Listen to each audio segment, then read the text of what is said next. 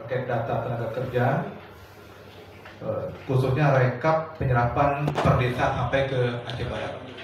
Yang kedua, data Pasum, nanti dilanjutkan dengan kunjungan langsung ke lapangan.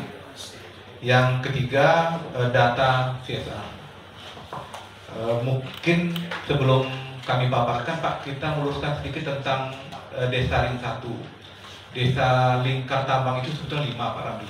Jadi Lingkar Tambang ini desa yang masuk dalam UP, itu Bale, Redep, Pucuk Redep, Paya Baru, dan Sumber Batu.